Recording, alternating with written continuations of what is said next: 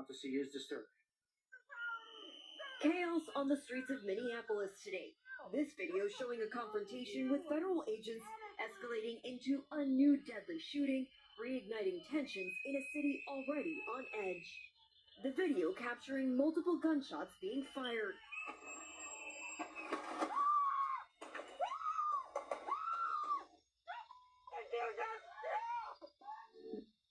Showing them from another angle. What the? They killed me! Did they? You see the man being taken to the ground, agents surrounding him and striking blows. Until this moment, when the first shot is fired, immediately followed by several more. The Department of Homeland Security saying the man who was shot approached Border Patrol officers armed with this semi-automatic handgun and violently resisted attempts to disarm him. The agents, according to DHS, were conducting a targeted operation. Call an ambulance, please. Call an ambulance. DHS says despite the efforts of medics, the suspect was pronounced dead at the scene. The man, now identified by the Associated Press as 37-year-old Alex Preddy, an ICU nurse. The only interaction that we are aware of with law enforcement has been for traffic tickets. Local police saying Preddy was a lawful gun owner and that details of what led to the shooting remain unclear. It was a tense sight today in the southern part of Minneapolis as protesters calling for ICE to leave built a makeshift barricade in the streets using dumpsters and furniture. Tear gas trying to rein in the crowds.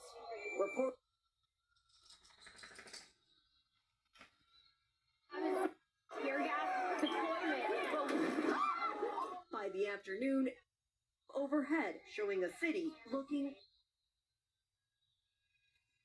We're there today trying to make sense. Go here. What?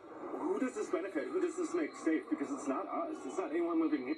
Today's incident comes 2.5 weeks after the fatal shooting of Renee Good. Last night, an FBI agent resigning over the investigation into that shooting after it focused more on the actions of Good and her partner than on the officer who shot Good, according to two people familiar with the decision. The FBI also on the scene today of another fatal shooting. Leaders in the city today continuing their call for federal agents to leave. So to everyone listening, stand with Minneapolis. Stand up for America. Camila Bernal joins me now from Minneapolis, where there is already a memorial growing for the man killed today. And Camila, there are a lot of questions about the gun federal agents say he was armed with. Yeah, Jose, it's very hard to see it on the video, which is why I asked the Border Patrol chief if or when he brandished that weapon. He refused to answer my questions, and meanwhile, still very somber scene here. Camila Bernal in Minneapolis, thank you. For more, let's bring in NBC analyst Jim Kavanaugh. Jim, you're a former ATF agent with over 30 years experience. We hear someone say gun, gun in that video during that active arrest right before the shooting. What's the training for those situations? The training is when you're involved in an active arrest and one of the agents sees a gun, that they alert all the other members of that arrest team that the person you're trying to apprehend is armed and has a firearm. So that's why they speak it verbally, because they might not have all seen it. But of course, having a gun raises everyone's alert level and their concern, but it is not the justification alone for the use of deadly force. That would require that the person you're arresting is pointing the gun at you, waving it at you, otherwise brandishing it, or he's reaching for it saying he wants to kill you. Then that would be justified use of force. Just carrying it is not. Jim Kavanaugh, thank you very much. I want to bring in Senior Homeland Security Correspondent Julia Ainsley. And Julia, good evening. What are you hearing from your sources about the investigation into this incident? Homeland Security Secretary Noem says DHS will be taking the lead on this investigation. Two law enforcement officials tell us it will be with the That raises questions about whether there will be an investigation into possible criminal civil rights violations, as is typical after a fatal shooting by a law enforcement officer. Secretary Noem said DHS could not partner with state investigators because Minnesota Governor Walz refuses to cooperate with ICE. Noem did not answer our questions about whether agents had body-worn cameras. It appears unlikely there will be any body camera footage as the Trump administration reversed a Biden-era executive order that required federal law enforcement agencies to begin wearing body-worn cameras. Jose?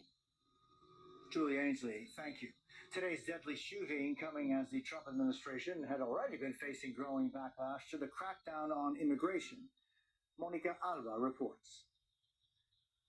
President Trump tonight slamming Minnesota's governor and the mayor of Minneapolis, accusing them of inciting insurrection with their rhetoric, while writing, "Let our ICE patriots do their job."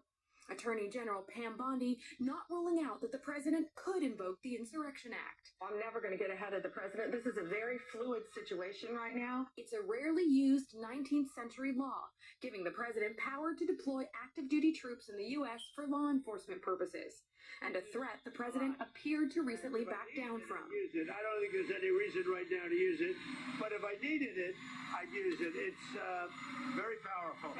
The Attorney General says federal agencies like the FBI, DEA, and ATF are heading to Minneapolis to back up Homeland Security operations on the ground, with DHS Secretary Kristi Noem blaming local leaders. Governor Walz and Mayor Frey, they instead choose violence. They instead choose to encourage the destruction of their city and the crime against their people. I'm asking for all the authorities in Minneapolis and the leaders to work with us. White House Deputy Chief of Staff Stephen Miller claimed, without providing evidence, that the man who was killed was a domestic terrorist, a label he also used for Renee Good, who was shot and killed by an ICE officer earlier this month.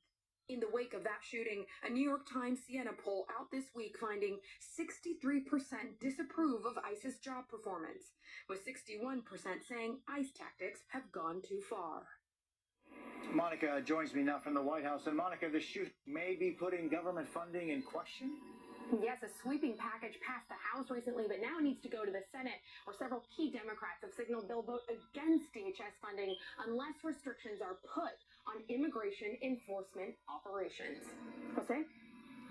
Monica Alba at the White House, thank you. And now to our other major story tonight, the massive winter storm impacting millions from Texas to the Northeast. That storm bringing dangerous conditions, and you know what? It's just getting started. Ryan Chandler has the latest. Tonight, the Arctic blast's frigid introduction, slamming the country with snow, sleet, and freezing rain, set to impact more than half of all Americans.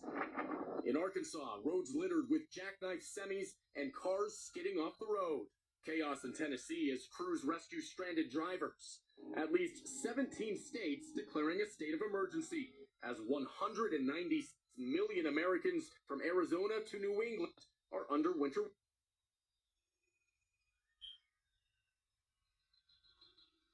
Across the plains and upper Midwest. In hard-hit North Texas, we saw highways typically packed with traffic nearly empty as Texans stay home. For those who can't, out, and it's going to get even colder. Serving nearly 1,000 people with a warm meal and a place to ride out the storm. What are the greatest needs you're seeing from people as they come in?